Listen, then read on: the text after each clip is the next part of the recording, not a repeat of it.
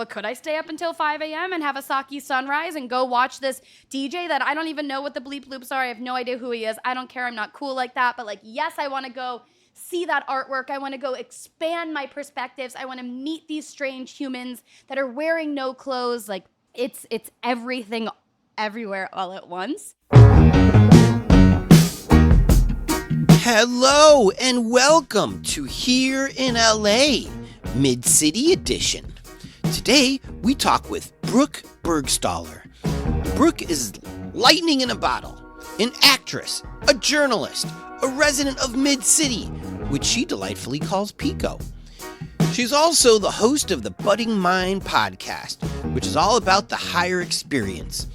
So we will talk about shrooms, ecstasy, Burning Man, and what it's like to work as an actor in the competitive world of Hollywood. You can see Brooke on For All Mankind on Apple Plus, but right now, you can hear her on this very hot podcast. So don't do a damn thing except sit back and relax. Here's Brooke.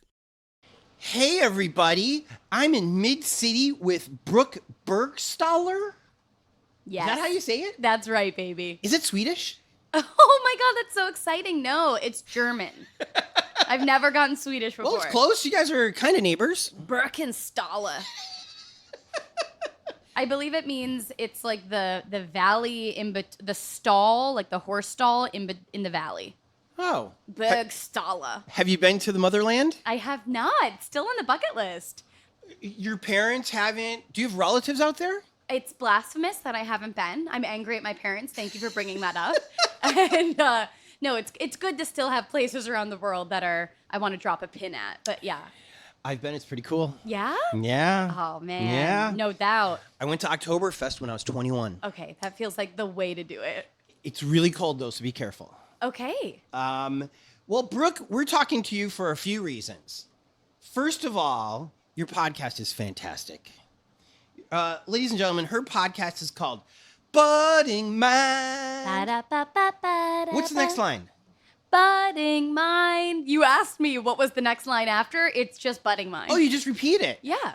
It sounds different to me. Well, that's a cacophony of voices that you're hearing. It's actually me and my partner just saying Budding Mind in like a million different ways. Did you write this theme song? Oh my. Well, thank you for asking. Actually, no, my best friend Megan, she has a music production company called Bad Owl. And so her and her producer partner created a song for me for a cannabis show I worked on a long time ago.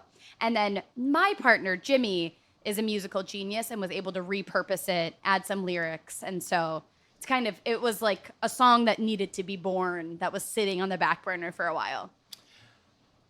This painting right here is called Jimmy Never Learned to Swim. Oh my God, poor Jimmy. My Jimmy knows how to swim, but... So on the right-hand side there, you'll see a guy with his hands up in the black ocean. Wow, yeah, but you know what? Jimmy learned to paint. For those listening at home, Jimmy learned to paint, so who cares about swimming? Jimmy's a really good painter. He's a great painter. Right on. Has he painted pictures of you? No paintings of me, typically more of the abstract variety, but my Jimmy is very talented. So Jimmy, you better fucking listen to this podcast. Can I swear? Ooh. Oh yeah, of course. Okay. Girls, fine as you are, you can do whatever you want. Oh, hell to the yeah. Is Jimmy responsible for your beautiful art on your IG and Okay, honestly, let's just talk about Jimmy for a while. He is a graphic designer and a woodworker and a million different things, an editor, filmmaker, and yes, he did happen to create the artwork for Budding Mind. Yes, there's advantages to dating a creative. Well, the reason I ask is your whole presentation for your podcast is top notch, envious goals, all this stuff. Your editing is sharp and good. You are just so lively and bubbly on your podcast. Also, you do a lot of research, a lot more than I do. I guess I'll find out. and it comes out though. Do you enjoy doing the research for your guests? Well, I love it. I mean, I work a lot in the cannabis space and the plant medicine space, and having a podcast, as I'm sure you know, enables you to broaden the conversations that you're having. I mean, when you're talking to people that are experts in certain fields, they're people, so they know a lot about a lot of different things anyways. So this is an opportunity for me to kind of speak about things that interest me. So when I'm doing the research, there's already a foundation for curiosity there. Maybe I know some nuggets about this person or this thing, or maybe I'm excited to go down the path. But yeah, from like a journalistic perspective, I'm not afraid of a hard Google, Tony. Well, speaking of that, you went to the University of Miami. Are you getting flashbacks with this humidity today, by the way? LOL. Yeah, Miami was hard to get used to, but I'm feeling good. I just got back from Burning Man, so I'm grateful for all of the different weather patterns that I'm experiencing. You look fantastic. I know, it's shocking, right? Yeah. I was a little bit nervous for this, honestly. I'm not sure I have many brain cells left to give, so pardon any pause of mine. Well, let's just jump to that then. What drugs did you do, Brooke, at Burning Man, this Burning Man? Because first of all, it was very hot out there, right? God, it was so hot. Like 110? Yeah, something like that. And a friend of mine went and said it was also very dusty. It was very dusty. And kind of uncomfortable. Yeah, literally like white people, man. They'll go, they're just like, let's just go into the center of the apocalypse and make it our own. But look at my cute outfits. I don't know why. We all have a death wish. And decided to go 12 hours away, 9-hour drive from Los Angeles about. Yeah, I mean, sure, I dabbled in many a substance. I had some new experiences with substances as well. That was actually really exciting because I've had not judgments, but opinions about a particular substance that I have not had personal in-depth experience with, and that has been changed and altered. And so now I really feel like I have a new level of understanding, which is very exciting. We all do heroin at some point. It's okay. You don't want to discuss what? No needle drugs for me. No, but you don't want to talk about the Oh, the specific? Yeah, if I can, sure. Of course. I tried ketamine. Which is, I've tried this before. Yeah. Great story. First time I tried ketamine, my friend she really has a space in her heart for ketamine, as many people do. I know it has myriad therapeutic benefits. There's ketamine clinics popping up all over the place. People are really benefiting from this substance. I have a wariness around nose drugs because I went to school in Miami, and I just have like a little bit of like maybe we don't need to be doing cocaine every day. And like, is that cocaine? Because I'm pretty sure I have to shit every time I do it. And I think that's a laxative that we're disguising as an upper, but whatever. Oh. I mean, yeah, coke, like at least the coke I did. People might cut coke with laxatives.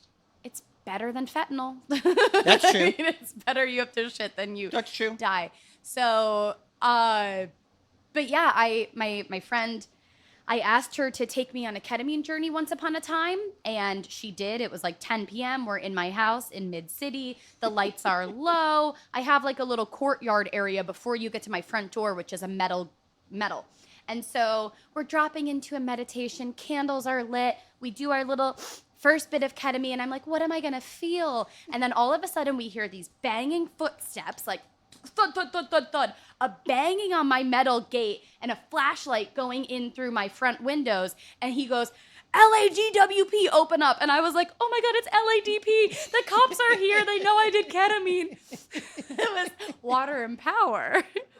Apparently they make night calls. They work 24 hours. And I had put in a request earlier that day. Oh my God. I didn't think of that at the time. I did not think they would show up, but there were lines, like the power lines behind my backyard were sparking. And so I made a phone call to see what the fuck is up. Should I do anything about that? Yeah. They came at night. So anyways, I had to leave my house while I'm like dancing for the first time with ketamine to go show them the power line. And I was like, okay, maybe this isn't the thing for me. Maybe this is a sign. And then, yeah, I had one other experience drinking ketamine, which was really fun, really like wildly cool.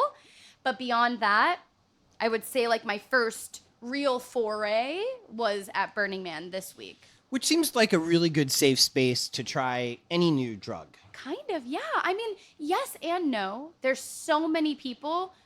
You really have to like know yourself and feel safe with yourself, I think, or at least for me, to embark on psychedelic experiences with 80,000 people around you. But these are 80,000 people that like all love you without knowing you. Yeah. Or at least that's what we're like saying. That's the brand of And, Burning Man. and most of them were tripping themselves. Exactly.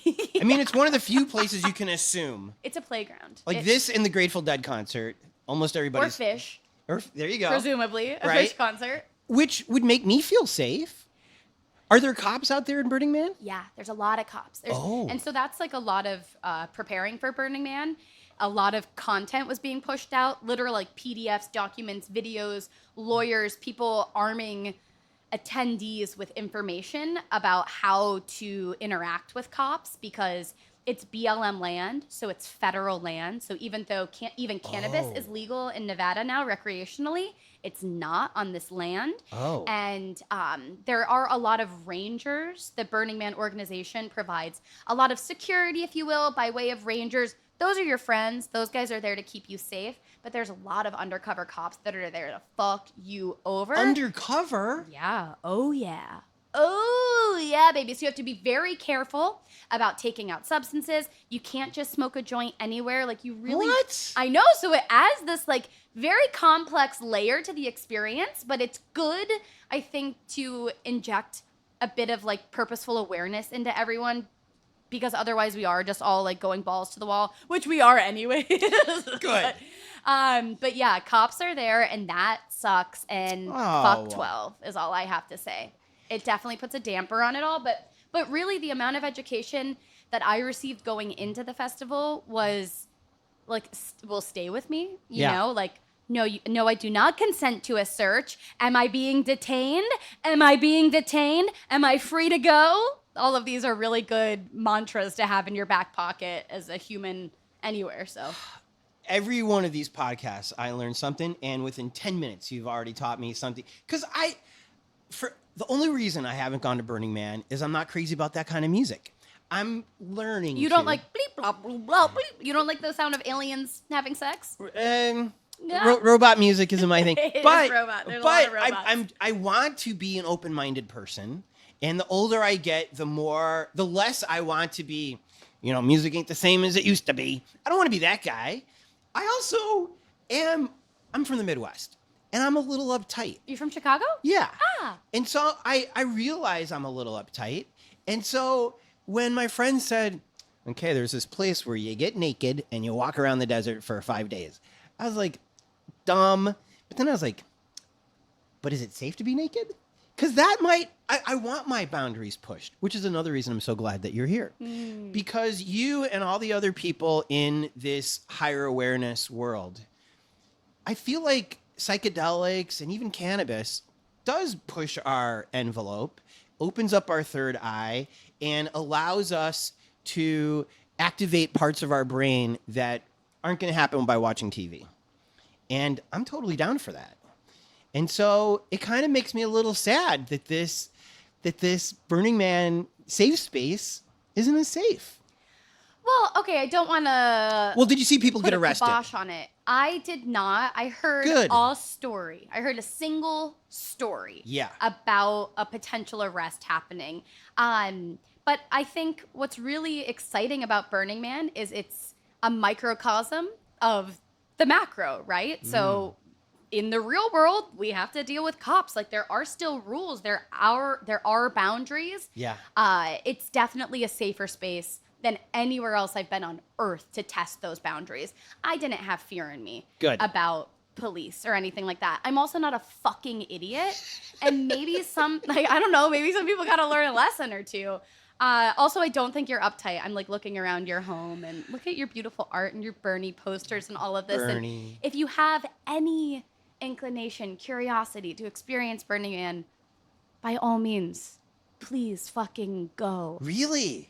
The experience of, like, it was just, it's sensory overload to a point of sometimes overwhelm. Yeah. But with that, there is, because you're in the dry desert that's trying to kill you, you're balancing, like, pushing what you think is possible with needing to tend to yourself. And it was a constant reminder of, like, okay, I actually think I have to say no to this and go to sleep. I need to drink water. I need to put chapstick on. I need to tend to my skin. I need to be careful with my brain. And then at the same time, it's like, But could I stay up until 5 a.m. and have a sake sunrise and go watch this DJ that I don't even know what the bleep loops are? I have no idea who he is. I don't care. I'm not cool like that. But like, yes, I want to go see that artwork. I want to go expand my perspectives. I want to meet these strange humans that are wearing no clothes. Like, it's everything everywhere all at once. And that is, I don't know. I don't think that experience has been replicated anywhere else. Right. Did you have an incredible vehicle? Because I imagine like the perfect vehicle is maybe an RV or something like that. Oh, yeah. If you can go to Burning Man as a rich guy, let me 10 out of 10 recommend that. And many people would say that's what's ruining Burning Man. Oh. Because there's like two worlds. There's the goofy people camping in tents. There's the grounded aspect, and then there's the Silicon Valley pay to play Israeli camps that are like all these very rich, clean people staying in air conditioned RVs, wearing like perfectly bedazzled and jeweled. So there's, again, it's a microcosm of the macro. It's everything. It just feels more intense because there's only 80,000 people. But I stayed in a cargo van. Oh. Rented a U-Haul.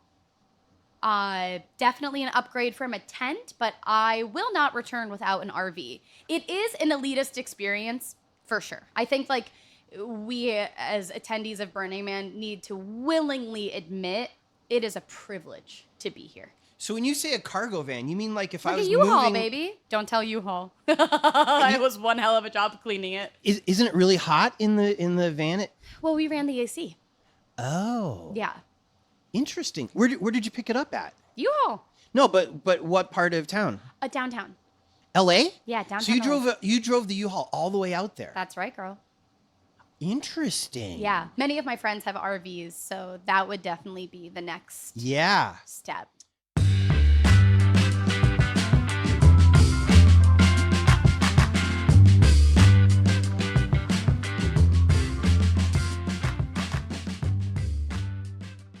Okay, so let's get back to your podcast. Yeah, let's talk about her. And again, I'm so happy that you're on my podcast. Thank you for having me. This is fun already. Even though you have great guests, and you have great guests, I wanted to hear more from you. Oh. And unlike you, I talk too much on my podcast.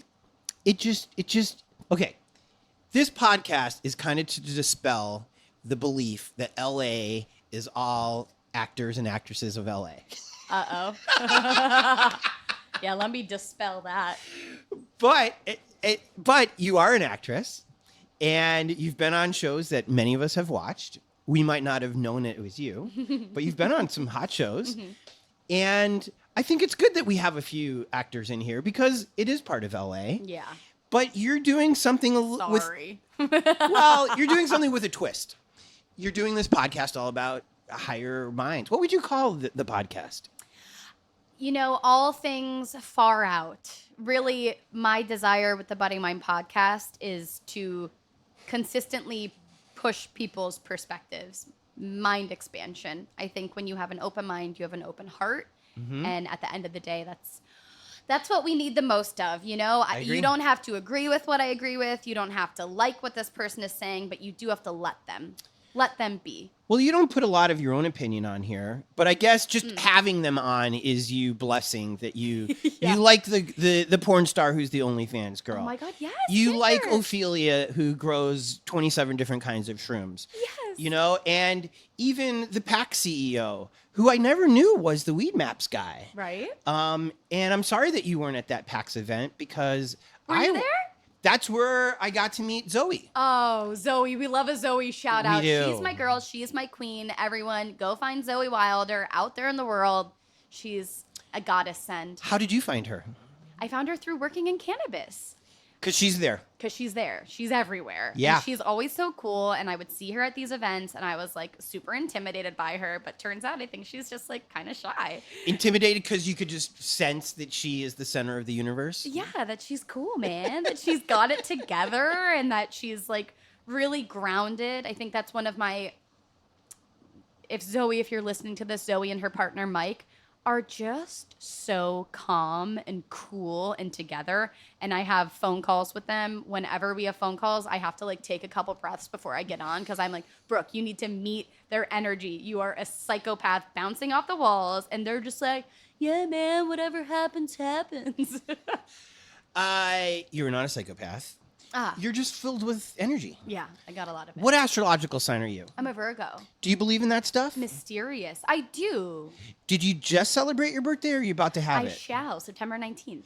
My mom's the 20th. Really? Happy birthday Wow. happy early birthday.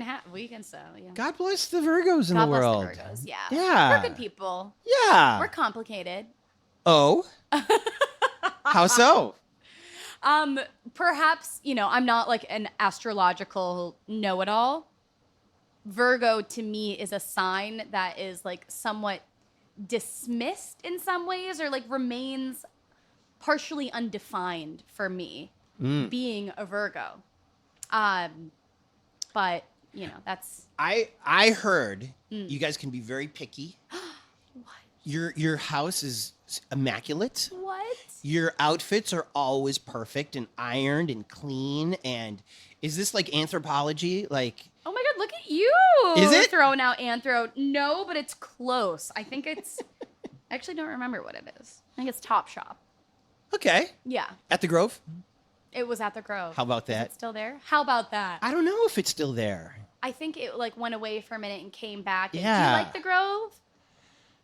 I mean, You fuck with the Grove? I think I do. You do fuck with the Grove. Well, because of the farmer's market and the movie theater. The movie theater is unparalleled.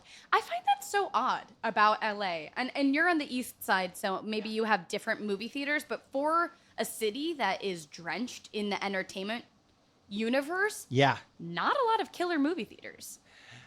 Well, this one right over here is What one? when it reopens, the Vista. The Vista. Have I've you never not been? No, I've never been.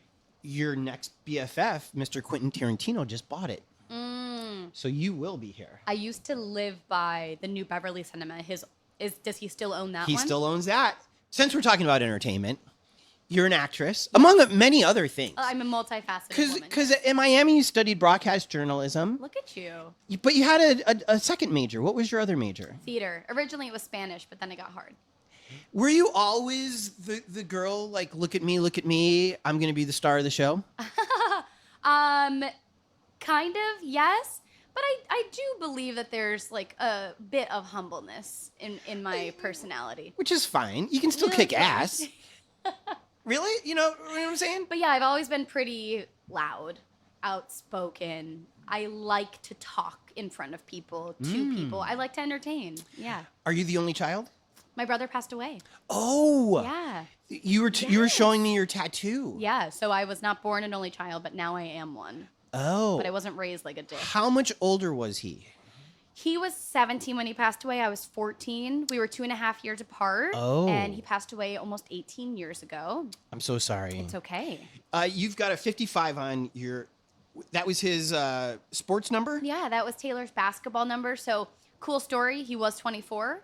And then the year he passed away, for some reason, it was actually drama. Someone on the team swept in and took 24. And he was left with 55. But you see 55 out in the world a lot more. I don't know. I think it's all part of the story because 55 is also, when it comes to numerology, it's a very significant number. It is? 4 is a number of, think about it, like it's a square, right? It's stability. You have a solid foundation. 5, knock you over. 5 is a number of change, of movement. It is an omen in and of itself of something is moving here. Not in a bad way. I mean, well, him dying was kind of a bad thing. For sure. But, looking back on it, that's the blessing of tragedy is when you're able to digest it, metabolize it, and it becomes something good. Yeah. So, yeah. Where'd you guys grow up? I was born in Buffalo, New York, and then we moved all around. He passed away in Arizona. So from Zona, Yeah. you applied for the University of Miami. That's correct. You got in. Yes. You kicked booty. Yeah. The theater program was good. Meh. Yeah. And you said, great, Moving to LA, I'm going to be a star. Something like that. Yeah, I studied, well, I mean, at University of Miami, you could study like theater, which is what I did. And then you could also be in the conservatory program, which I didn't do because I wanted to have a life and have friends outside of it. So theater program, nothing to write home about. Broadcast journalism, great school. Hey, if you want to study fucking wires and that stuff, go to Loved it. But yeah, I pretty much knew I didn't want to go to college. My parents kind of forced me, which is a funny thing to say. Like, oh, they forced me to go to party for 4 years in Florida. Right. But because that's the number one party school in Florida, right? I mean, probably not. UF. Oh. University of Florida. Oh, it's more over there? Oh my God, yeah. But What else do you have to do in Tallahassee or Tampa, wherever it is? It doesn't even matter, see? But see, I always assumed that Miami is just a party city all by itself, and I mean, then you get a bunch of young kids together. It's is actually like kind of a decent school, though. That's the hiccup. right. It's very international. I'm sure everyone's just paying to go there, but Yeah. to get in. But yeah, I figured I would torch my degrees and move out to Los Angeles in pursuit of the dream that I had since I was a young lad. Really? Yeah. Okay. By the way, Tony just threw his cat. Prince. Oh, very cute kitty. I am allergic to cats, as I told Tony, but I did consent to having the cat in my face. And he's a very fluffy cat, very and cute. he's shedding because of the heat. So Oh. thank you for putting up with us. Wow. Okay, so you came to LA, and immediately the General Hospital says, Brooke, step right up. Yeah, pretty much immediately. If I'm being totally honest, Yeah. I was such an idiot. I mean, I still am, but for different reasons.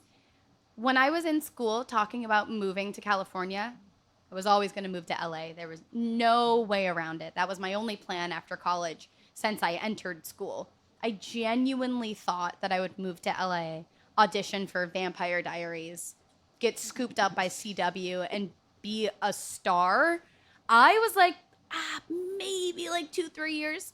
Maybe about 2 or 3 years, Brooke, and then you're pretty much going to live the life of your dreams. Right. I literally thought all I had to do was try.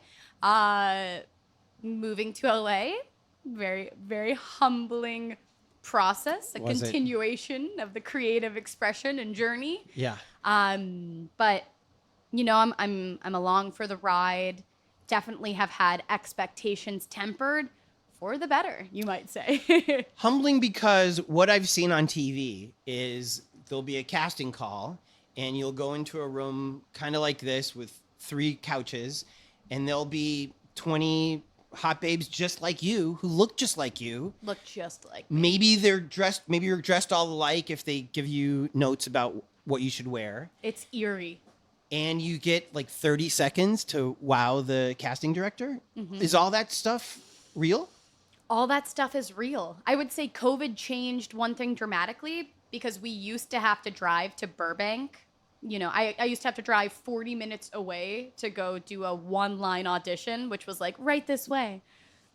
And then drive all the way home. Oh, yeah. Now, because of COVID, self-tapes reign supreme. Great. Which is great in many ways, and then also really sad for my partner, who I have to say, like, hey, babe, can you help me do a self-tape? Puts a lot of pressure on the actor to also be the producer, director, and editor. Yeah.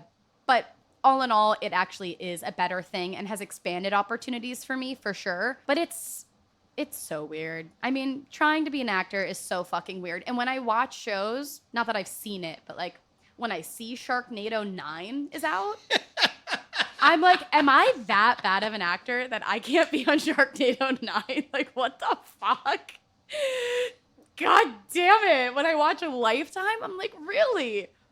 I'm not like Lifetime friendly? Oh, man. So Barking up the wrong tree, I guess. So how do you cope? How do you cope with that? Like, do you tell yourself, if it's meant to be, it's meant to be? Like, does that work? Well, probably in the same ways that you cope with whatever your life hands you every day. You know, there's one of my favorite stories is about Jim Carrey. Now, I haven't talked to him personally to verify the truth of this, but the story is that his father wanted to be a comedian desperately and ended up I don't know, getting someone pregnant, having kids, getting married, having to follow a traditional path to provide for his family. And one day his dad came home and got fired and was devastated because, hard hit to the ego and also how am I going to take care of my family? And Jim Carrey took that moment in life as like, wait a minute. If your heart can be broken in pursuit of something you don't love, why would you not pursue what you do love? Yes. And that I hold very near and dear to my heart. And also,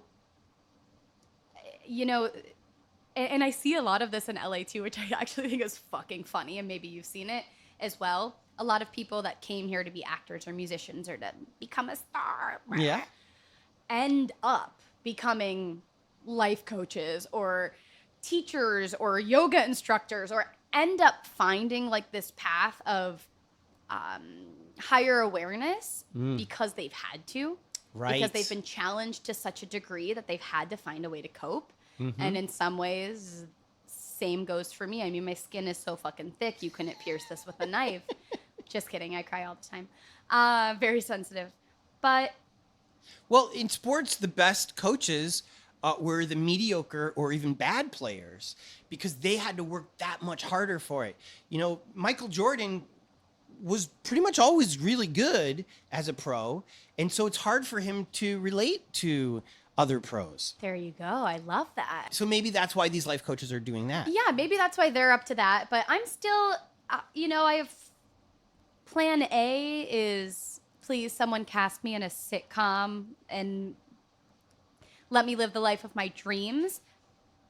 And then plan B isn't so bad either, being in pursuit of acting and comedy and all of these opportunities that I am gifted with infrequently has led me to find a path in cannabis as a creator in an unconventional way, and has spawned me to create a podcast because it's like, hey, if you're not going to hire me, then like, why don't I create from my own heart?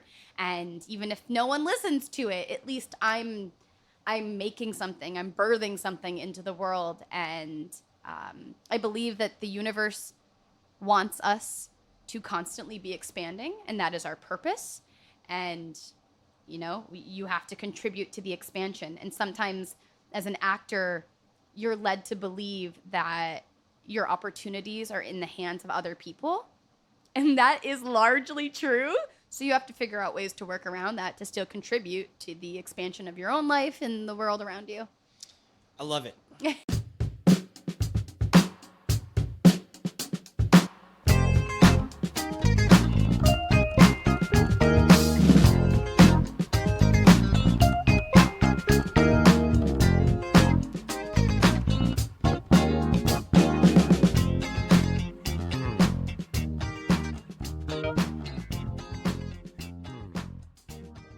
What was your most successful role in Hollywood so far? This past year, now it's 2 years ago. It's crazy because you audition for something, you shoot it, and then it comes out like so much later than that moment of auditioning. But I had a come to Jesus moment with acting where I was hands to the sky, like, universe, what am I doing? Why am I spending so much time on these self-tapes, taking classes? I'm giving so much energy to this, and it's just doesn't seem to be reciprocal. Am I missing something? Am I missing the point? Am I not listening? And I was ready to kind of say, like, maybe it's time to pack it up. And you just, like, not put all of the energetic eggs into this basket.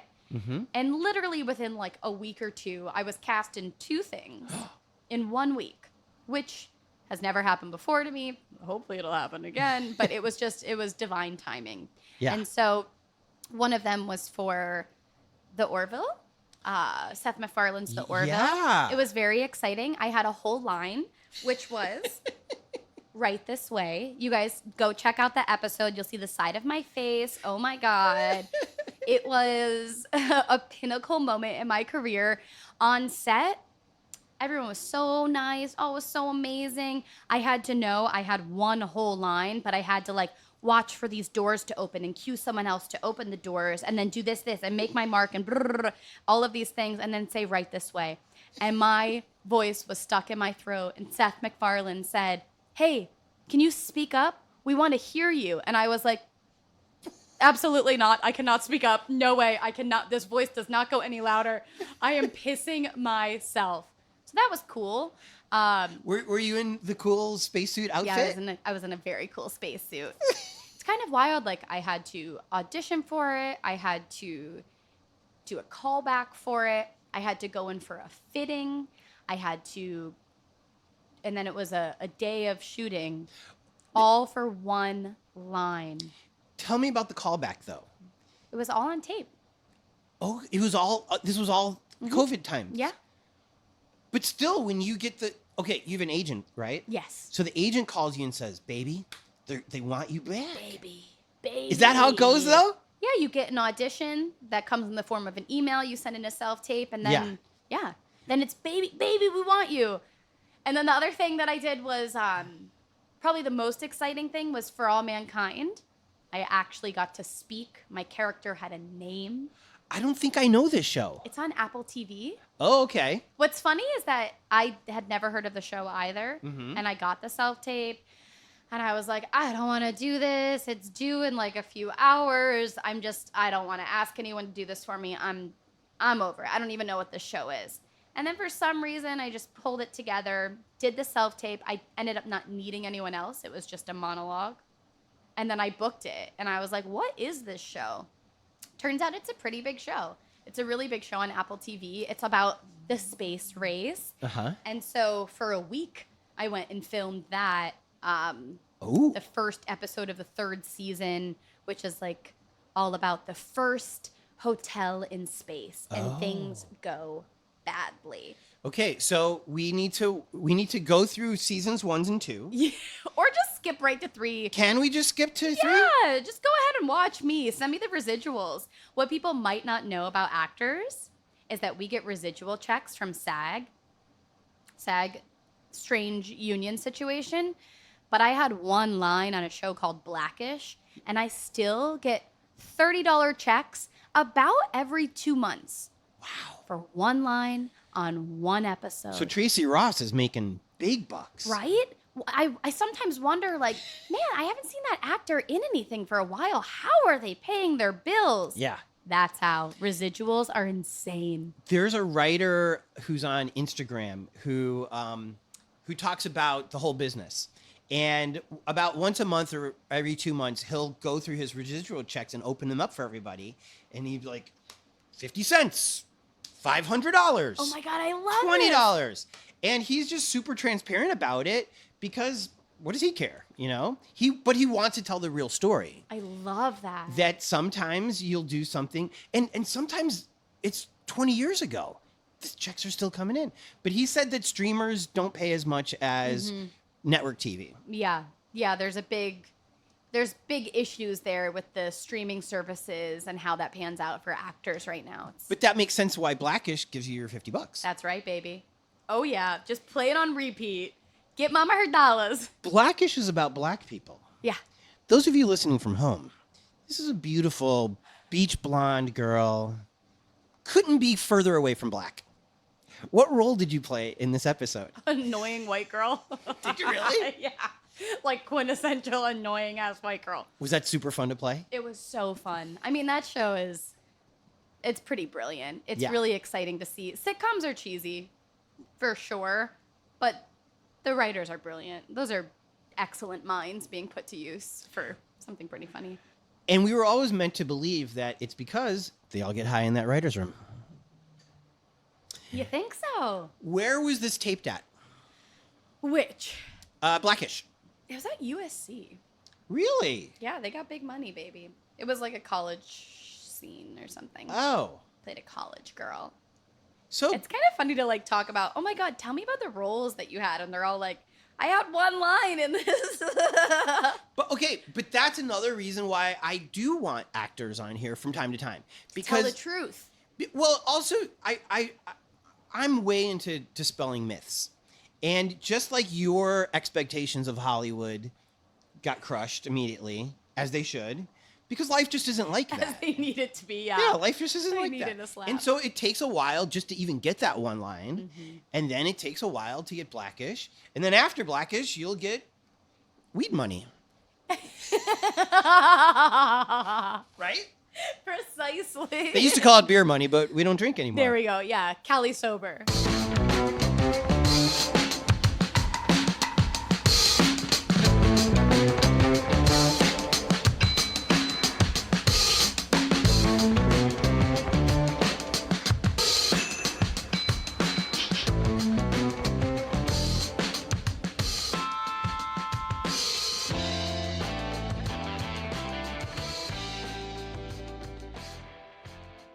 Can you tell me your first experience doing drugs?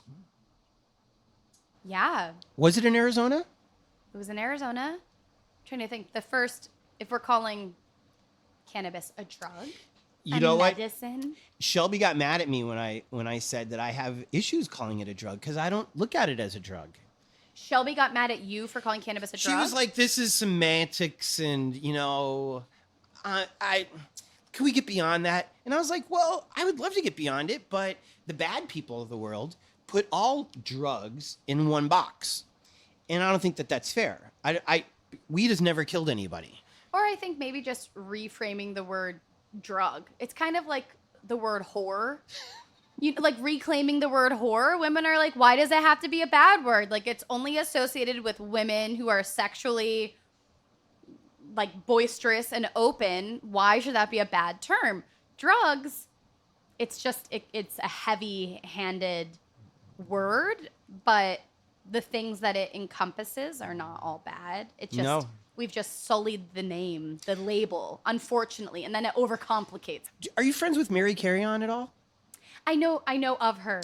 So Mary was telling me that today, it's just you're foolish not to test white powdery substances when you do them. I tested everything for Burning Man. Who do you use? Dance Safe? Yeah, that's a Love really them. it's really and yeah, crazy times because I had my drug tests for all of my substances and then I had a little thing of Narcan in my backpack just in case anyone went down. Good for you. Our camp had a ton of Narcan, not because we're not doing a lot of nose candy in my group, but we had an awareness that people might be going down around us, and so Right. we could help.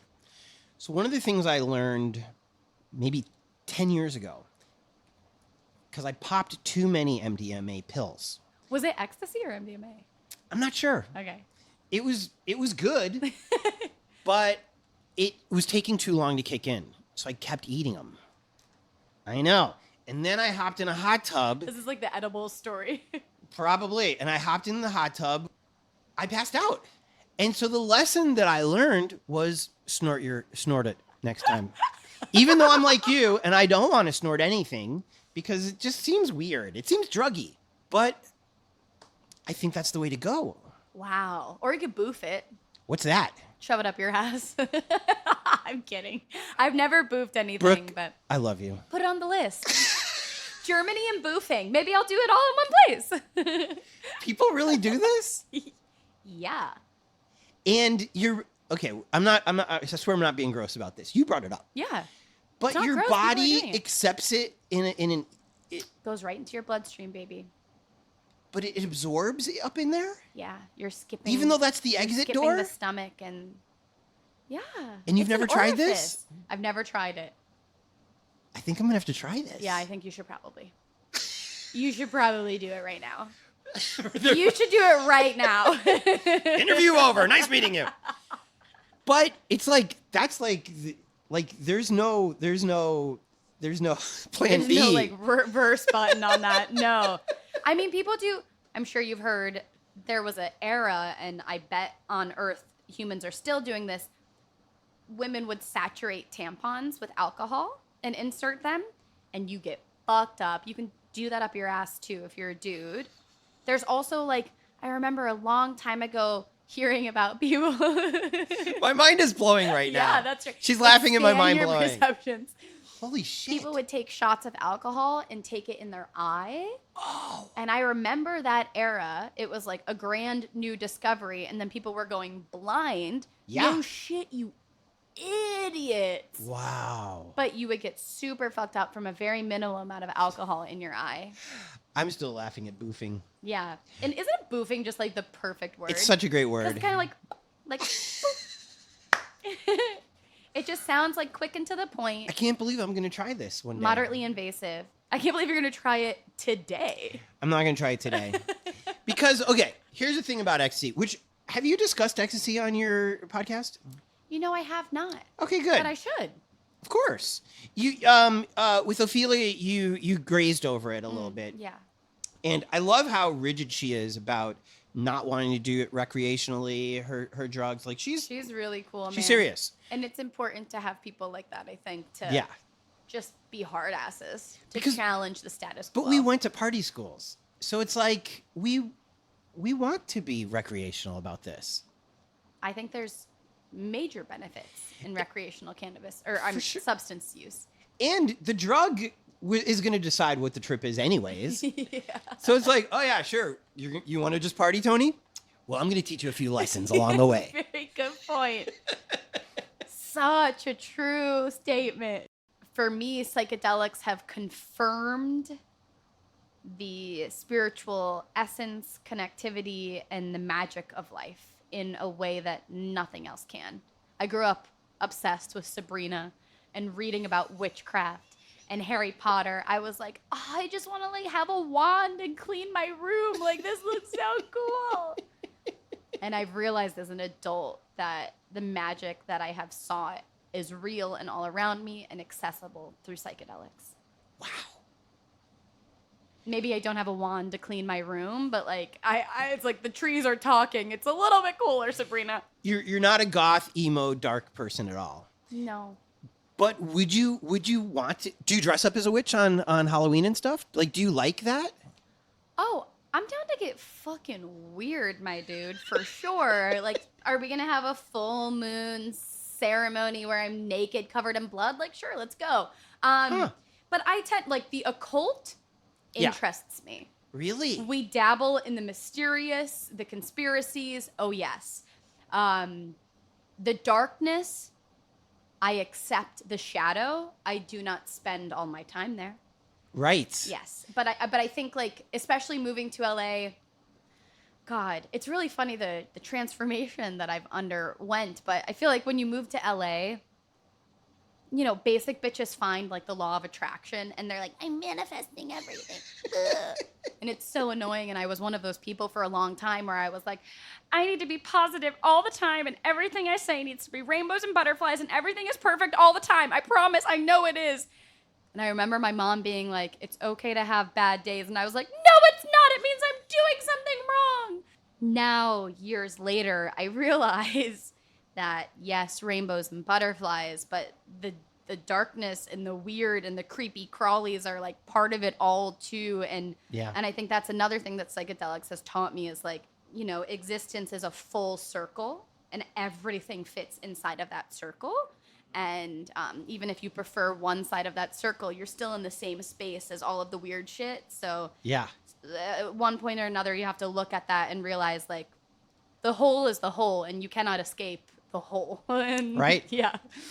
My college years, 2008 to 2012, ecstasy was rampant in Miami. Oh.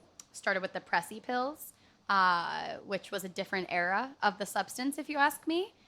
A little bit more of a crackhead era. Oh. But I really did a lot of ecstasy and Molly in college. And when I moved to LA, I embarked on a period of sobriety, entirely. No drinking, no substances. I mean, psychedelics, sure. But I really thought that I had put those days behind me. Yeah. I have not.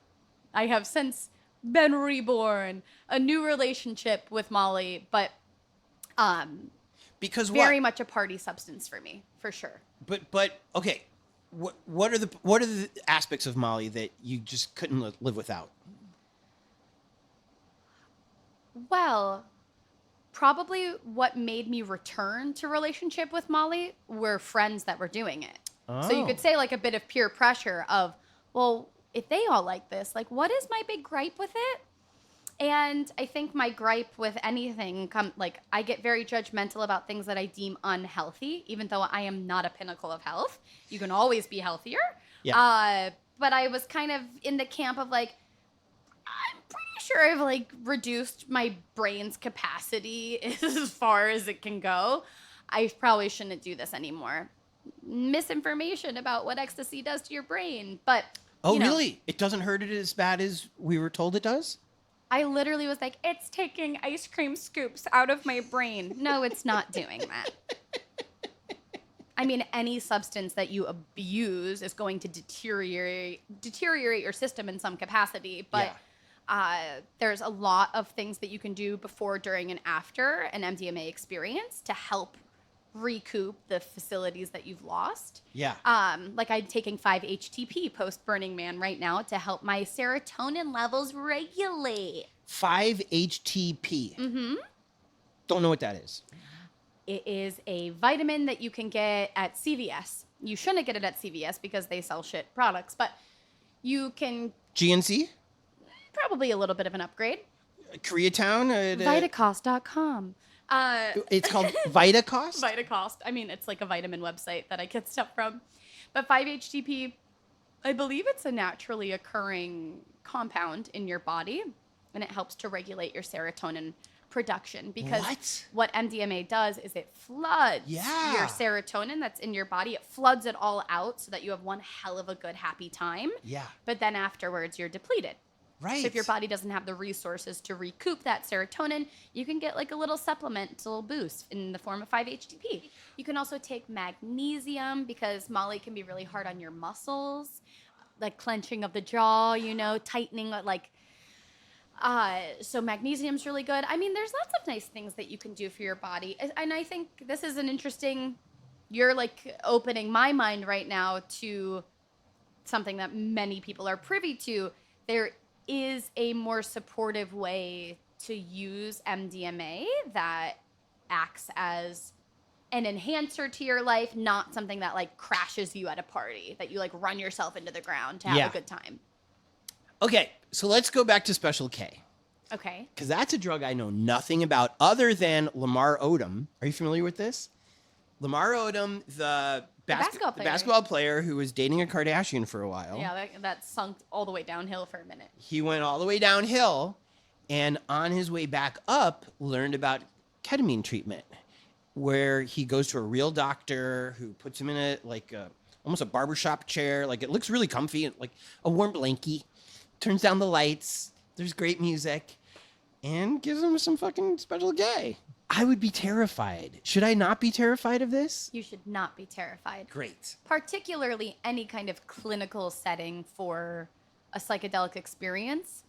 You're with like potentially maybe two straight-laced of people, but generally I think that the humans that are drawn to facilitating these experiences have in-depth personal relationships with these substances and have that awareness to support you through whatever comes up. Yeah. I'm curious about working with someone in that setting with psilocybin. I've had many mushroom journeys independently, but I'm curious, as I've sat in ceremonies with other plant medicines, I'm curious about what that could look like. But when it comes to ketamine, again, no expert, quite a novice. To me, and it is described as a dissociative substance. So it's almost as if there is a barrier. And I was curious, like I've never taken an opiate before, but I wonder if there is some kind of similarity there, that separation between you and everything else, you and pain, you and negative thinking, you and everything, kind of just felt like a dissolve washing over my body of like, I could worry about that, but like, the effort is like, it's too much. I'm just instead going to be over here like happy, feeling squishy in my body. And yeah, I do imagine that someone who's entering into a guided experience with ketamine would be able to speak about things in their life with like with a distance between them and the intensity of the trauma. Yeah. And to be able to zoom out and look at things objectively and without like so much tightness or tension around emotion or experience. Do you feel euphoric? Do you feel good physically? It was really interesting. Trust me, I was experiencing a lot of different chemical compounds in my body over the past week and a half.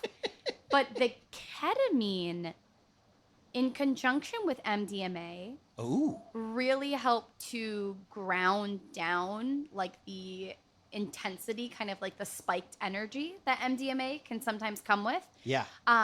So that was really an interesting partnership. And moderately psychedelic, definitely like a sensory enhancement. Huh.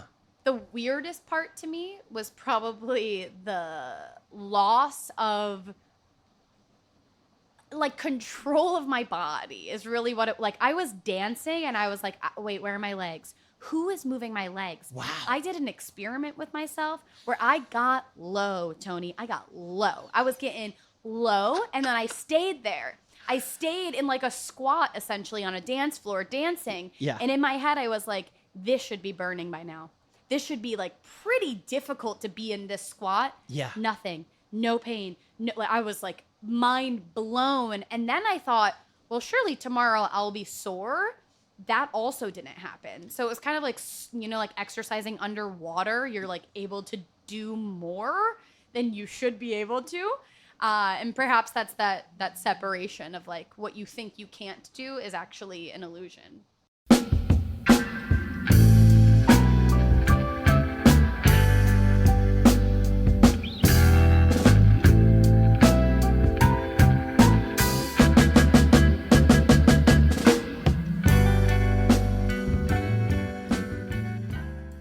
Let's talk about shrooms. Because, first of all, you did a class on how to grow your own shrooms. Yeah, that's right, baby. Which blows my mind. Because when I was in Santa Barbara, so one day I walked into this guy's house and he's like, hey, man, look under my sink. And he's growing shrooms underneath his sink. Oh. And I was like, I guess I never thought about where they came from. And he's like, and he was a hippie. He was like, you should always think about where things come from. Oh, I love that. And so when I met Ophelia at that PAX thing, very briefly, she talked about how she grows all of her own shrooms nearby. And when I saw that you taught this class, I'm very curious where one would get the spores in order to do this. Where you would get the spores, this is the $1 million question. Oh, it is. Well, you got to ask around, right? Because is it not kosher to have spores? Is it illegal to have the spores? It is illegal in certain places to have spores. As psychedelics become decriminalized from city to city, as they just were in San Francisco literally Can you believe yesterday. that? Holy shit, setting a precedent for the rest of California. So smart of them to do that. Critical. It's critical. It's time, of course. Which means still illegal, but the cops aren't going to actually chase after you. Right. It's not a priority for them. But yeah, you could still get fucked. And if you're black or brown, you probably will be. Okay, so you got to ask around. I don't want you to reveal any secrets. Yeah. You just talk to people. You put it out there, and if you're a good person, you'll find the spores. There. And so, sometimes you can like order them. Oh. Yeah, you can order them. So I get my spores. I take your class on double blind. Exactly. It's like $150, $175, something like that. Sure, something like that. Whatever. After that, I'm going to have free shrooms for the rest of my life. Pretty much. So it's a great investment. Pretty much, baby. Do I have to buy a lot of stuff to make my shroomies? It's an extremely economical agricultural endeavor, for sure. I mean, you need some like baseline supplies like Tupperware and gloves. I would say probably what's the biggest investment is time and committing to, it's a very sterile process. You have to be very mindful of, I mean, they're spores, right? So you're trying to grow one type of spore, but if spores and bacteria are in the air all around us in abundance, you have to be very mindful not to cross-contaminate. So your grow can get fucked up pretty easily. So bow down to the mushroom masters of the world. So Because he shouldn't have been growing them under his sink in Well, Isla Vista? I'm sure he knew what he was doing. Mm. It's both a difficult process, and we exaggerate it as well. If you're committed to a yield, then so you shall. But I'm really excited about people getting excited about growing mushrooms, because as we continue to witness capitalism sink its greedy teeth into an emerging plant medicine industry, it's more critical now than ever that people have the awareness that they can grow their own, they can create their own cannabis, psilocybin, meet a chemist that can make you your LSD. Yeah, I mean, I'm kidding. I don't know that person. I wish I did. Maybe I do, and they just haven't revealed to me their true nature yet. But it's very empowering to grow our own plant medicines, whether it be lavender, mugwort, tobacco. Well, also, then we don't have to test it either. I mean, God bless Dance Safe. And then we can share. I think it's dancesafe.org. Yeah. Huge shout out to them, because they literally are saving people's lives. Yeah. And I've heard stories of young people at raves who are told this is not ecstasy, and then they eat it anyways. So sometimes... Yeah, you were young and dumb once upon a time, right? It was just a Not lot that safer dumb. then. Not that dumb. True. If you told me this is not what you're going to True. eat... I wasn't like popping pills from strangers. Right. But like... Or if I did, I'd be like, hey, Maury, why don't you eat it first? I'll Set your timer for an hour. Exactly. Maury, you doing? You breathing? Okay, so relatively easy to grow your own. Relatively inexpensive. Just find a clean spot that your cats aren't going to accidentally screw up. Exactly. A clean, dark area. Yeah. That's easy. Yeah. It's so easy. Yeah, you have to tend to them almost daily. I do? You do for a period of time. For a chunk of time. You have Okay. to tend to them daily, yeah. You also admitted on your podcast that you have been known to microdose. What? Yes. I'm currently on a protocol. What does that mean? It's the Stamets protocol. So there's different like philosophies as to what is the best way to take microdoses. Yeah. Generally, it's not every day. Okay. It's like You people days have in a your own vocabulary. yeah, you people. Seriously though, I put all of you cannabis experts, of which you are one. You know the vocabulary. You're so smart about it. And at first I was like, well, they're just doing that to like pretend that they're just not getting fucked up. But the more of you people I meet, the more I get it that you're serious about it. And when you are serious about a hobby, let's pretend this is a hobby, you learn the vocabulary, you learn the process so that you get the most out of it. Yeah. I mean, there's a lot of deep honoring to the real experts in these fields. I am a supporter of these people, but there's still so much to learn for myself. So I'm just doing my best to respect the vernacular that I too am learning on the day-to-day. And in no way is it to exclude anyone from the conversation. I think it's just a way to legitimize. Language is important, right? Like the distinction between drug and medicine. Right. It's an important thing. So I have equated this before, like cannabis and psychedelics. I have compared it to yoga. I'm also a yogi, and I think sometimes people go into yoga classes for the first time and they feel really intimidated and they feel uninvited and they feel like my body can't do this. I should never come back. Oh. And I think in some ways that can happen in the psychedelic or cannabis spaces. People feel ostracized. They're like, I had one bad experience. Like, it's not for me. I should never return. I don't know it. And I think language helps to create more opportunity for people to understand and feel like they can be a part of this and that there's more to figure out and know. There's more nuance, and that creates a more welcoming environment. You would be the best yoga instructor. I have tried. As you can see from my belly, I have failed. And I did have that conversation going in my head because I first went to Runyon Canyon's free yoga in the park. I used to do that. You did? Yeah. Not teach it. I used to go there. Right. Yeah. And it was a gateway drug because, well, it was free. Yoga quote be unquote. like that. I'm sorry? Yoga be like that. Yeah. And so it was very welcoming out there in that little meadow. But, God, everybody looked like you. Everybody looked like this perfect person. And they had like the outfits and they could do all the things. And the guy was like really fast. It was like an army kind of a thing. I literally know the class that you're talking about. Yeah. I hated his class. It was like militant. It wasn't spiritual at all. And I wanted that spiritual part. You, I bet you are a great yoga instructor, aka a yogi. Yes. Where can people take classes from you at? Oh my goddess. Well, I used to teach yoga like full time.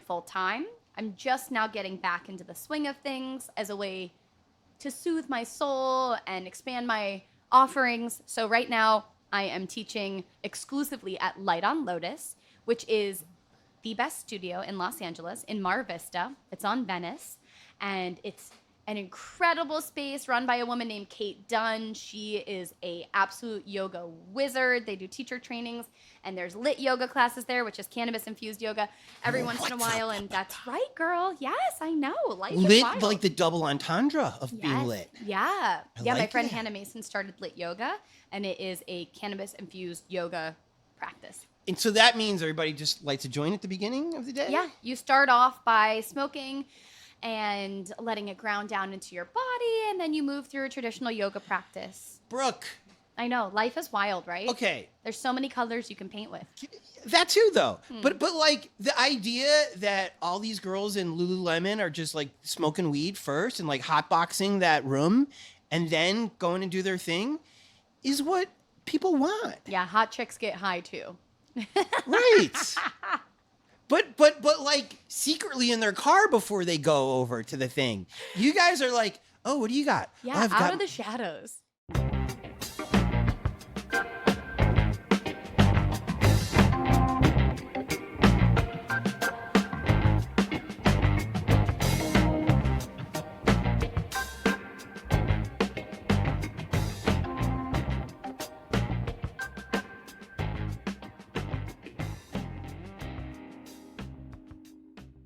Okay, we need to end with your neighborhood.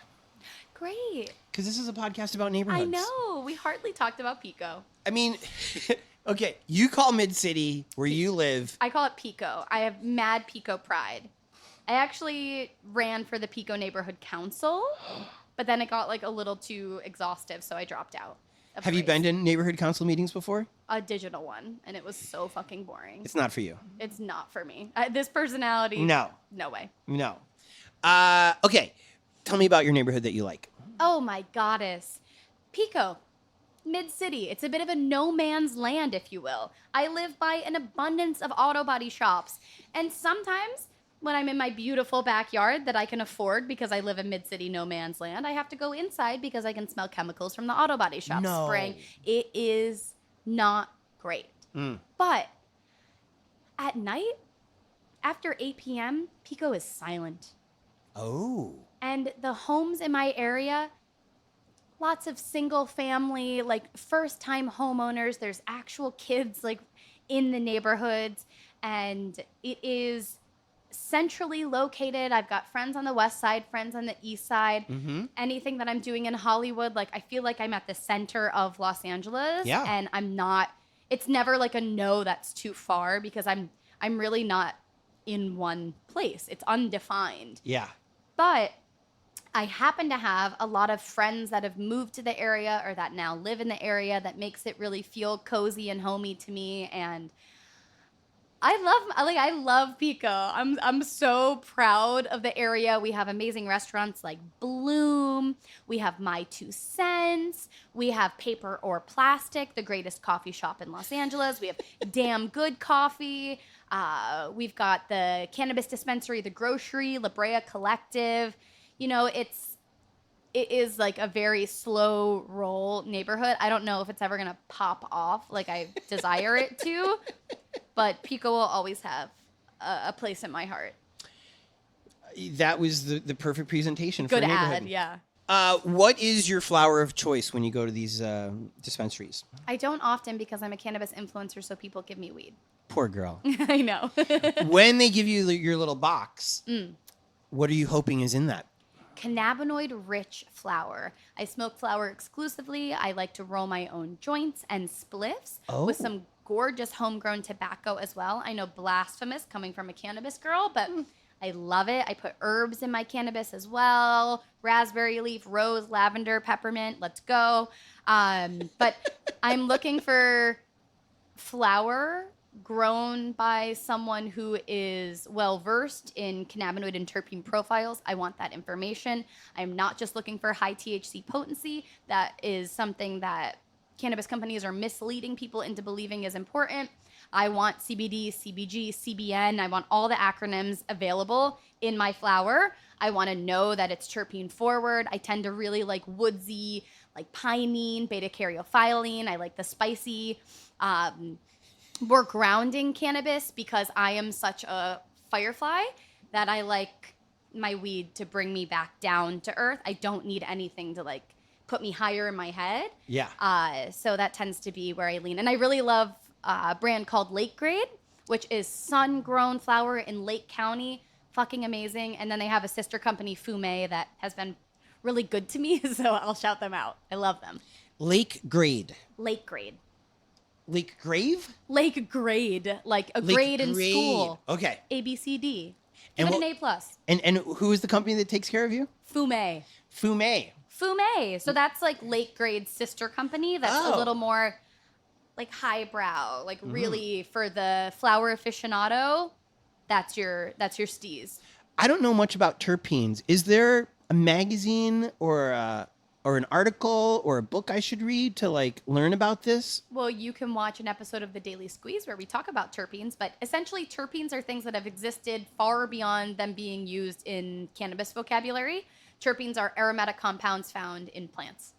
Okay. And we will extract terpenes or synthesize them in a laboratory to make perfumes, things like that. Oh. So just like you've heard, like lavender, hippies smell lavender essential oil because it calms them down. Yeah. It's a terpene called linalool in lavender that's having that, you smell that chemical compound, it changes something in your brain, and it brings you down. It calms you down. So linalool can be found in cannabis strains. So when you smoke that cannabis, that might have a sedative effect on you. There's a lot of different terpenes. There's a lot of terminology. Don't feel like you need to know it all. It's all just, more information to give you a more well-rounded experience. Brooke, you're the Oprah of weed. Wait, did you know that I wanted you to say that? Did you want me to say that? I literally have said, I was like, I want to be the Oprah of cannabis. That's why I fucking love witches. You guys put the little spell on us and we are your little puppets. Fine with me. I'd rather learn it from you because I truly get from you that you mean it. That this isn't bullshit for you. And I think that's one of the problems that people have with actors and actresses in LA is when do we trust them when they cry? When do we trust them when they lie? But, and actors have told me, this fucking sucks. I want to be trusted. I'm not getting paid right now. I'm being real with you. And so I think you would be the greatest Oprah of all this higher stuff. And Zoe can be your executive producer. Yes.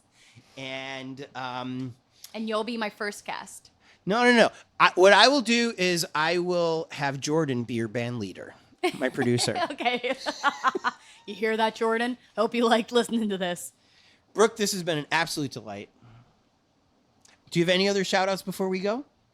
Just a big fat thank you for having me here in your beautiful home to have a delightful conversation about Pico and pill popping.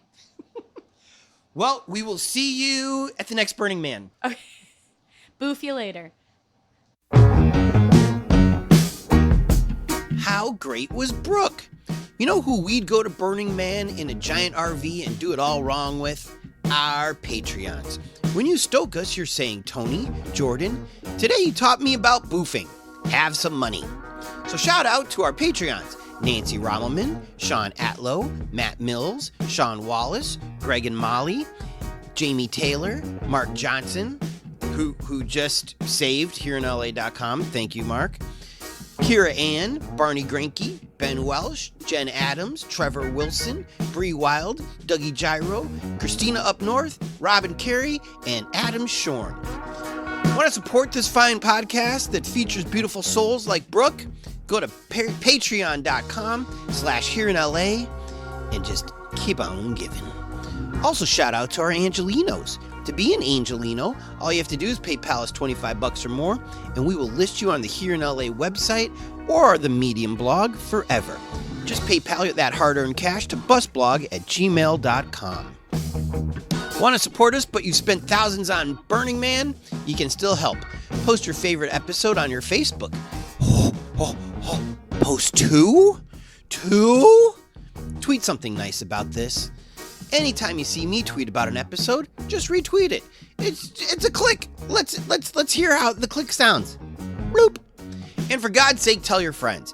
Tell them how Here in LA is spelled, and that it's on Apple and Google and Spotify podcasts.